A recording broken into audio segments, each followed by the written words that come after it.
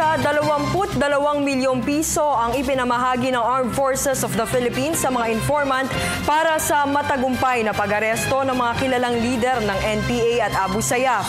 Isinagawa ang awarding ceremony sa Campo Aguinaldo ngayong hapon. May ulat si Waywaya Macalma via phone patch. Aya? Ria, namahagi nga ng 22 milyong piso ang Armed Forces of the Philippines sa kanilang mga naging tipster sa mga nakalipas na taon.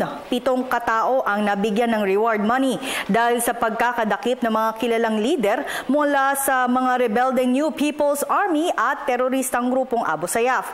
Mismo si AFP Chief of Staff Fernando Iriberi ang nagbigay ng reward money sa mga informant na anya ay kanyang siniguro na bibigyan sila ng seguridad para sa bawat tipster nang sa gayon sila iligtas matapos nga ibigay sa kanila ang naturang reward money. Naganap ang pamamahagi ng reward money sa compound mismo sa Intelligence Service sa Armed Forces of the Philippines sa Campo Aguinaldo. Ang mga tipster ay balot na balot at hindi na halos makita nga mga mukha at ito'y parang naging na nila SOP nang sa gayon nga ay hindi sila makita ng publiko.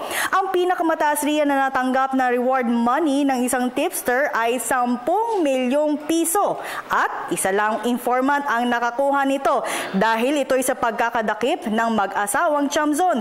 Ngunit para kay Benito Chamzon pa lamang ito at hindi pa napoproseso para naman kay Wilma Chamzon na may hiwalay kasi na reward money. March 2014 riyan nang madakip ang mag-asawa sa Cebu City sa kanilang bahay, habang ang iba ay nakatanggap ng 5 milyong piso, 3 milyong piso, 600,000 pesos at ang pinakamababa ay 150,000 pesos ang natanggap na reward money. Ayon naman sa opisyal ay marami pang naka-line up para mabigyan ang informant ng militar at ng pulisya para nga mula nga sa pamahalaan. Kaya naman tiniyak na malaki ang tulong nito para sa kanilang hanay nang sa gayon ay mas marami pang sibilyan ang maengganyong tumulong sa mga otoridad para sa paghuli ng iba pang hinahanap nilang mga kalaban ng Estado. Siniguro din ni Iriberi na ang AFP o ang mga sundalo ay hindi nakakatanggap ng reward money dahil hindi nga ito pa pwede sa kanilang hanay, habang ang iba naman ay nabigyan ng reward money dahil